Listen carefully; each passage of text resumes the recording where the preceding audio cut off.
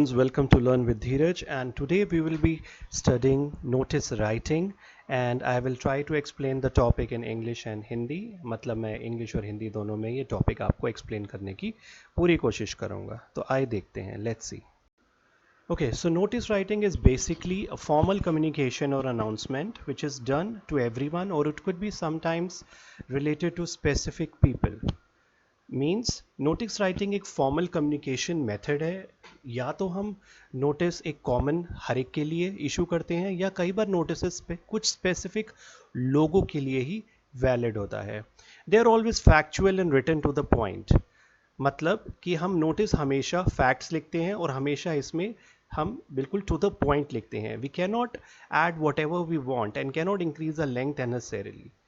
Means कि हम इसमें बहुत बड़ा इसको नहीं बना सकते, और हम जब भी नोटिस लिखते हैं तो हमें इस चीज़ का ज़रूर ध्यान रखना है कि इसकी लेंथ एकदम लिमिटेड हो, टू द पॉइंट हो, क्योंकि यूजुअली नोटिस राइटिंग 50 वर्ड्स के अंदर हमें रैप अप करना होता है.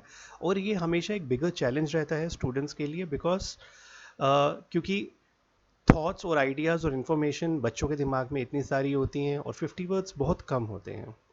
अब now let's see where they are basically used. Notices basically हमारे यूज़ होते हैं स्कूल के नोटिस बोर्ड्स पे, या स्कूल कॉलेज कोई भी प्राइवेट या गवर्नमेंट ऑफिस है, हॉस्पिटल है, लाइब्रेरीज है, पार्क्स हैं, और हाँ कुछ सोसाइटीज़ भी.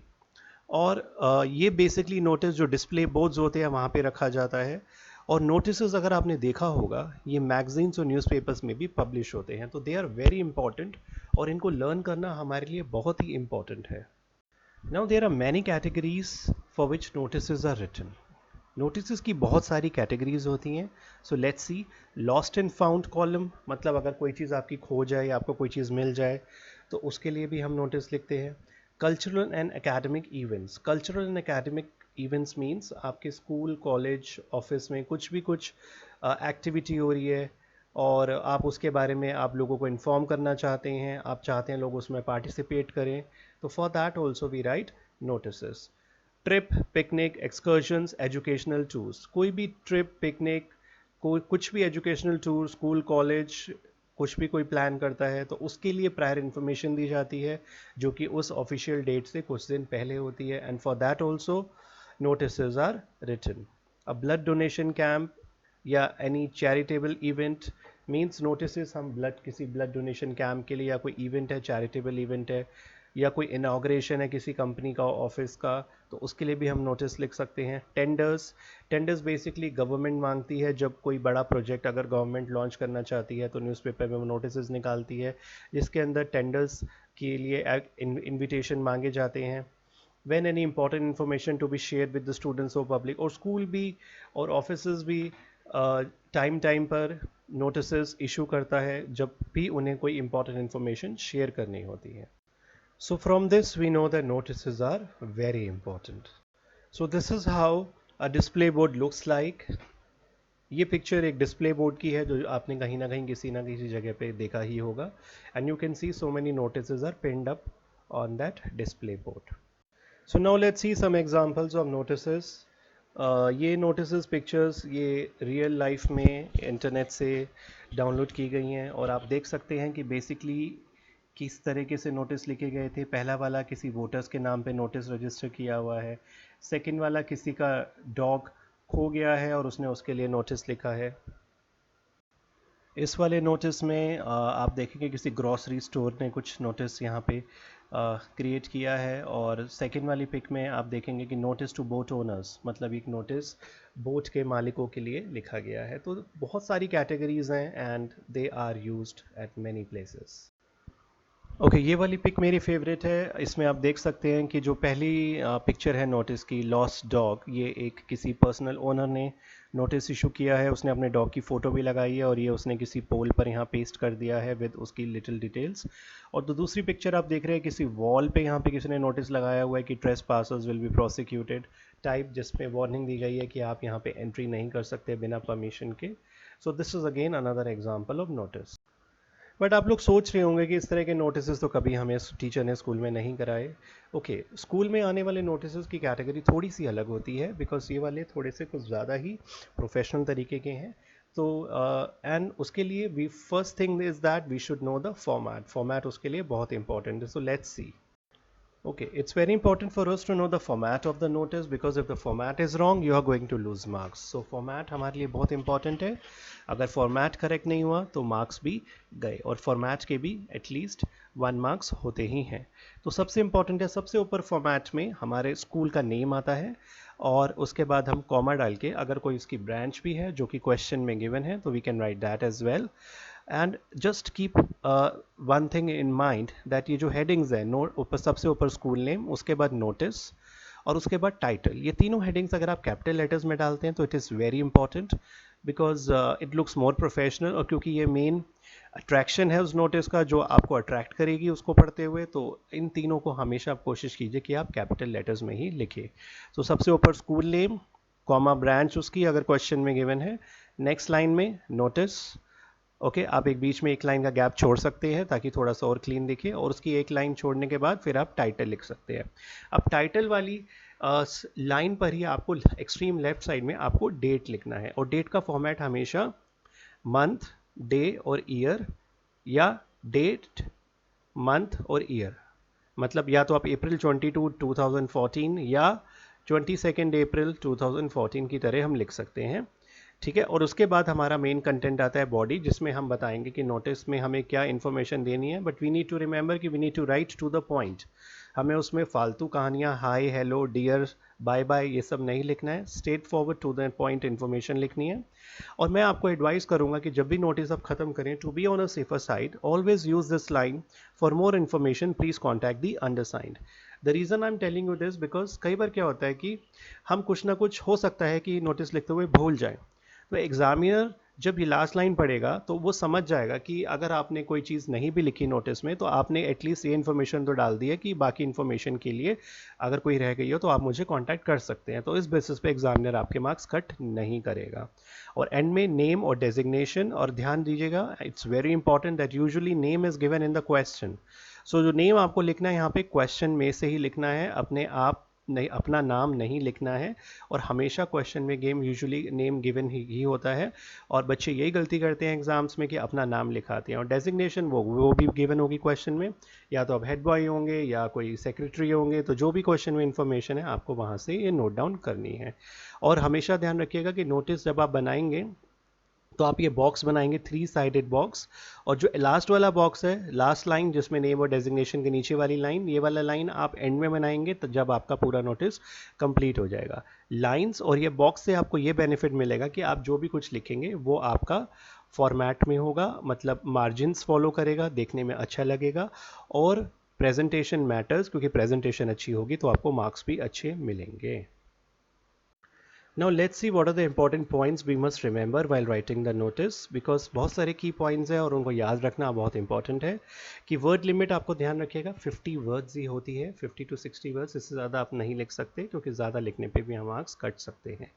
Date, venue, time, last day to submit और एलिजिबिलिटी क्राइटेरिया, ये चीज़ें बहुत इंपॉर्टेंट है क्योंकि जब आप नोटिस लिखेंगे we need to write to the point. तो हमें बहुत इंपॉर्टेंट है हमें मेंशन करना कि डेट, मतलब जो भी एक्टिविटी के बारे में आप नोटिस में लिख रहे हैं उसकी डेट क्या है. वेन्यू मतलब किस जगह वो फंक्शन या वो एक्टिविटी परफॉर्म होगी. टाइम अगर आप लिख सकते हैं तो कितने से कितने बजे होगी. और अगर आपको उसमें अपना नेम अप्लाई करना है, क्लास टीचर को सबमिट करना है या वो फॉर्म, कोई पर्टिकुलर फॉर्म सबमिट करके, तो कोई ना कोई उसकी लास्ट डेट ज़रूर होती है जिस जब तक आप उसके लिए अप्लाई कर सकते हैं. तो लास्ट डेट मेंशन करना बहुत ज़रूरी है. और एलिजिबिलिटी क्राइटेरिया जो कवर करेगा कि कौन सी ऑडियंस उसमें पार्टिसिपेट कर सकती है. फॉर एग्जांपल अगर कोई कॉन्टेस्ट है, कोई कंपटीशन है या कोई ओलंपियाड है, तो उसमें कौन सी क्लासेस के लिए एलिजिबल है, तो वो आपका एलिजिबिलिटी क्राइटेरिया के अंदर आ जाएगा. बिकॉज होल स्कूल के लिए एक चीज़ बहुत रेयरली ही एप्लीकेबल हो सकती है, लेकिन होती हैं, right. And always enclose a notice in a box, ये मैंने पॉइंट आपको अभी प्रीवियसली बताया था, क्योंकि बॉक्स में नोटिस लिखना it's very important so that your presentation looks amazing. And notice, title and school name must be written in capital letters. और आपका जो ऑथराइज सिग्नेटरी नेम है वो भी आपको लिखना है, और मैंने आपको बताया था it is usually given in the question. So don't forget and don't write your own name, please keep this thing in mind. Now it's time for us to see some practice questions. मैं आपके लिए कुछ अलग अलग तरीके के practice notices लाया हूँ with questions and their solutions ताकि आपको पता लग जाए कि how you have to write these. So the question is, you are Raman Singh, Secretary of English Literary Association of, let's say, XYZ Public School, Delhi. Write a notice informing the students about the inter-house debate, oratorial skills and elocution contest to be held next month. So basically question में आपको given है कि आपका नाम रमन सिंह है, आप एक secretary हो और जिस एसोसिएशन के आप सेक्रेटरी हो वो इंग्लिश लिटरेरी एसोसिएशन है. जिस स्कूल में आप सेक्रेटरी हो XYZ पब्लिक स्कूल है, दिल्ली का है, ब्रांच भी गिवन है और आपको नोटिस स्टूडेंट्स के लिए लिखना है जिसमें आपको 3 एक्टिविटीज़ दे रखी हैं इंटर हाउस. एक तो डिबेट कंपटीशन है, ओरेटोरियल स्किल्स है जिसमें आपकी स्पीकिंग स्किल्स चेक की जाएंगी और एक एलोक्यूशन कॉन्टेस्ट है और ये सारी जो एक्टिविटीज़ है नेक्स्ट मंथ है. सो ऑलवेज रिमेंबर कि नोटिस के क्वेश्चन में आपको सब चीज़ें गिवन नहीं होंगी. You need to use your creativity and imagination और जो जो इंपॉर्टेंट चीज़ें हैं जैसे मैंने आपको डेट, वेन्यू, टाइम और एलिजिबिलिटी क्राइटेरिया ये सब आपको हमेशा इमेजिन करके अपने हिसाब से ही लिखना है बिकॉज ये चीज़ें बहुत इंपॉर्टेंट हैं और सब कुछ ही अगर क्वेश्चन में गिवन होगा तो फिर आप क्या लिखेंगे. तो दिस क्वेश्चन एक्चुअली चेक्स कि आपकी कितने क्रिएटिव हैं, कितने इमेजिनेटिव हैं, how much analytical mind you have got और आप कुछ सोच के लिख भी सकते हैं कि नहीं. तो this is very important. So now let's see the solution or a sample answer for this question. So this is a sample answer. Let's see. XYZ Public School, Delhi. ये आपका स्कूल का नेम आ गया. फिर एक line gap के बाद मैंने notice लिख दिया. फिर एक लाइन के बाद टाइटल नोटिस का, क्योंकि मेरा एक इंटर हाउस कॉम्पिटिशन है तो टाइटल बहुत इंपॉर्टेंट होता है और मैंने उसको थोड़ा सा यूनिक करने की कोशिश की है. तो मैंने यहाँ पे इंटर हाउस टैलेंट हंट लिख दिया है जिससे बच्चे थोड़ा और अट्रैक्टिव हों उसको पढ़ने के बाद. सेम लाइन पे left hand side I mention the date. Okay, अब यहाँ पे to the point I'm writing कि English Literary Association invites participants because ये association थी और ये participants चाहती थी. तो I've written it invites participants from classes 6 to 12. तो मैंने यहाँ पे eligibility criteria mention कर दिया कि 6 to 12 है और कौन सी कॉन्टेस्ट है क्योंकि 3 कॉन्टेस्ट थी तो उनके नाम मैंने यहाँ नीचे अलग अलग ABC करके लिख दिए और वेन्यू में मैंने लिख दिया it will be held in school auditorium. तो आई हैव मेंशन कि डिबेट कंपटीशन 20 जून को है, ईयर 20XX मींस 2020 और जो भी ईयर है. टाइम मेंशन कर दिया 11 AM. ऑडिटोरियल स्किल्स मैंने डिसाइड किया कि नेक्स्ट डे होंगी और वो भी सेम टाइम 11 AM स्टार्ट होंगी. अब ये देखो ये प्योरली इन्फॉर्मेशन आप पे डिपेंड है. आप सेम डे रखना चाहते हो, अलग अलग दिन रखना चाहते हो, गैप रखना चाहते हो उसके बीच. जैसे एलोकेशन कॉन्टेस्ट मैंने सेम 21 जून को ही डिसाइड की है तो 11 AM अगर ऑडिटोरियल स्किल्स स्टार्ट है तो 2 o'clock आपकी एलोकेशन सेम वेन्यू पे स्टार्ट हो जाएगी. दैट मीन्स बिफोर 2 ये एक्टिविटी ऑडिटोरियल स्किल्स ख़त्म हो जाएगी. एंड यहाँ पे मैंने कुछ और भी लिख दिया कि each house can send a team of 2 students पर आइटम, मतलब एक हाउस से सिर्फ 2 बच्चे ही अप्लाई कर सकते हैं. लास्ट डे लिख दिया मैंने सबमिट करने का कि 10th जून है. ऑलवेज रिमेंबर कि 20 जून से कंपटीशन स्टार्ट है तो कुछ दिन पहले तो आप क्लोज करोगे एंट्रीज, लास्ट मोमेंट तक तो नहीं चलती रहेंगी क्योंकि बच्चों को भी प्रैक्टिस करने के लिए कुछ टाइम चाहिए होता है.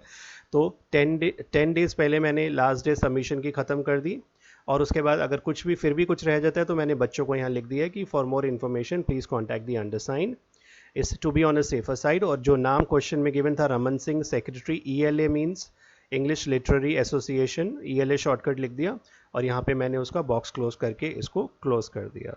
So I hope you like the sample answer but I have some more questions, so hold on. Okay, so now let's see practice question number 2. अब ये दूसरी कैटेगरी का है. पहला वाला आपका कुछ इंटर हाउस स्कूल कॉम्पिटिशन्स थी बट यहाँ पर क्या है, you are a head boy of ABC international school. You have to write a notice informing the students about educational trip your school is going to organise next month. तो आपका school एक trip organise करना चाहता है next month और उसके लिए आपको एक नोटिस लिखना है. तो आइए देखते हैं इसका एक सैम्पल आंसर. ओके, सो इस नोटिस में भी आप देख सकते हैं कि ऊपर स्कूल है, नेम आ गया, नोटिस आ गया, टाइटल मैंने यहाँ पे दे दिया educational trip to science museum. अब देखिए क्वेश्चन में कुछ भी गिवन नहीं था कि एजुकेशनल टूर और ट्रिप कहाँ जा रही है, तो ये प्योर योर क्रिएटिविटी इमेजिनेशन आप कोई भी location within the city, out the city, outside the city आप चूज़ कर सकते हैं। और यहाँ पे भी मैंने डेट, वेन्यू, टाइम और एलिजिबिलिटी क्राइटेरिया सब मेंशन कर दिया है, टर्म्स एंड कंडीशंस। तो I have written this is to inform students of class 6 to 12th that our school is organising an educational trip to the newly inaugurated science museum on June 10th 2020। अब मैंने यहाँ थोड़ा सा innovative होने की कोशिश की है, आउट ऑफ द बॉक्स सोचने की कोशिश की है। तो मैंने यहाँ पर जो साइंस म्यूजियम है उसका मैंने लिख दिया कि वो न्यूली इनॉग्रेटेड है। इसका मतलब है कि बच्चे उसको पढ़कर सच में क्यूरियस और इंटरेस्टेड होंगे ही होंगे, और स्कूल हमेशा इंटरेस्टिंग जगह ही लेकर जाता है। तो इंटरेस्टिंग और उस ट्रिप को बढ़िया करने के लिए, बढ़िया बनाने के लिए I have mention newly inaugurated. ठीक है, फिर अब सबसे पहले बच्चों के दिमाग में क्वेश्चन आएगा कि कितने पैसे लगेंगे। So the cost per head is just ₹500, और उसके अंदर बच्चों को क्या क्या मिलेगा, includes breakfast, lunch, entry ticket and transportation. Interested students must submit the money to their respective class teachers by May 31st। ठीक है, और क्योंकि मैंने बच्चों को बोल दिया है कि क्योंकि ट्रिप जो है देखिए 10th जून को है, तो ऑब्वियसली 9 जून तक तो बच्चे येस नहीं करते रहेंगे, बिकॉज स्कूल को प्लान करना होता है, ट्रांसपोर्टेशन और बाकी सब चीज़ें। तो लास्ट डेट हमने इसमें 31st मंथ एंड रख दी है, ताकि स्कूल वालों के पास भी उसके पास 9 days मोर हो ट्रिप के फाइनल ऑर्गेनाइज करने के लिए। And have to be on a safer side. I mention for more information please contact the undersign. Name लिख दिया XYZ as per the question, designation head boy और क्लास सेक्शन लिख दी, क्योंकि हेड बॉय यूजली क्लास 12 से ही बना होता है अगर आपका स्कूल 12 तक है। तो I have written this and this is where my notice ends, and then I will close the box. I hope you like this answer as well. Now I have one more practice question for you. Let's see that. Okay, so मेरा जो last practice question है notice writing का, यहाँ पे कोई चीज़ खो गई है, तो उसके लिए मैंने लिखा है, you recently lost your expensive pain in school during recess period, right a notice for the lost and found column. तो आपकी कोई चीज़ खो गई है स्कूल में, बहुत कॉमन होता है, और उसके लिए आप यहाँ पे नोटिस लिख रहे हैं। सो let's C a sample answer for the same. Okay, so the answer here is again the things remain same like school name, branch, notice.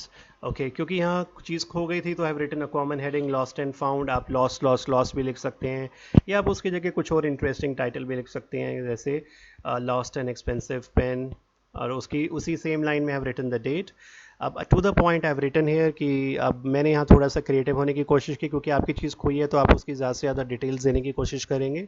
So I have written a golden pen of Parker royal brand has been lost in school premises during the recess. I mention the date which that means it was lost on 18th May, and it also has the signatures of Virat Kohli engraved on it. तो थोड़ा सा मैंने यहाँ पे out of the box और थोड़ा creative होने की कोशिश की है, एंड आई हैव रिटन कि उसके ऊपर विराट कोहली के सिग्नेचर्स भी थे।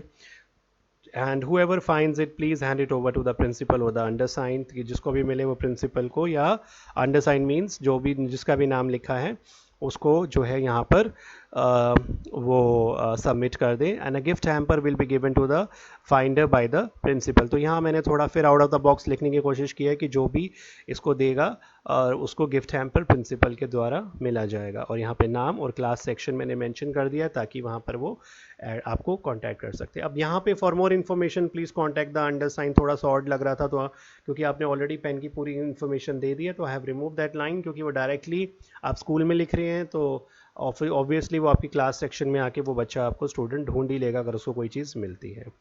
सो I hope you liked this answer as well. So friends, thanks for watching this video. I hope you liked it and you learned something new from these videos. If you really like them, I request you to please subscribe to our channel and also talk about it to your friends so that they can also take benefit from this. So please इस channel को subscribe करें, friends को भी बताएं, video share करें, comment करें, जो भी मेरे से help होगी I will definitely try to help you. So now take care, stay safe, and I'll meet you soon in my new video. Bye bye.